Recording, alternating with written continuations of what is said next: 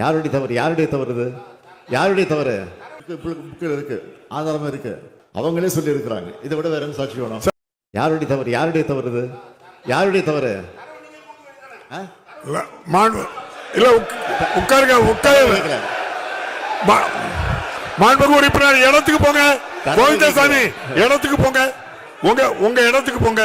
கோவிந்த செம்பரம்பாக்கம் ஏரியை திறந்து விட்ட காரணத்தால் மட்டும் இல்ல, செம்பரம்பாக்கம் ஏரியை சொல்லாமல் திறந்து விட்ட காரணத்தால் தான் பாதிப்பு ஏற்பட்டது.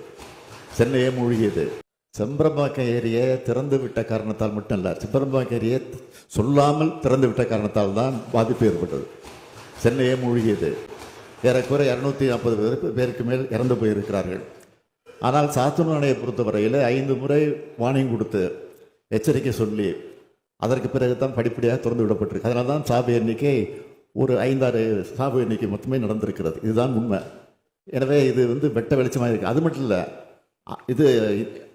இது இந்திய கணக்காய்வு அறிக்கையில் கூட ஆய்வு செய்த நேரத்தில் தெளிவாக சொல்லி இருக்கிறார்கள். செம்பரம்பாக்கம் ஏரியை திறந்துவிட்ட காரணத்தை அரசு யாருக்கும் சொல்லாமல் திறந்து விட்டது என்பதை தெளிவாக அவர்களும் சொல்லி இருக்கிறார்கள். இதை விட வேறு என்ன சாட்சி வேணும்? சொல்லாமல் யாருக்கு தெரிவிக்காமல். காரணம் என்னன்னா, அனுமதி வாங்குறது யார்கிட்ட வாங்குறது? அதுல பிரச்சனை. அதை வெளிப்படையாக சொல்ல வேண்டிய அவசியம் இல்லை. உங்களுக்கே தெரியும். அனுமதி வாங்க முடியாத காரணத்தினால அது யார் சொல்வது என்று தெரிய முடியாமல் வேறு வழி இல்லாமல் அதிகாரிகளை திறந்து விட்டிருக்கிறார்கள். இதுதான் உண்மை.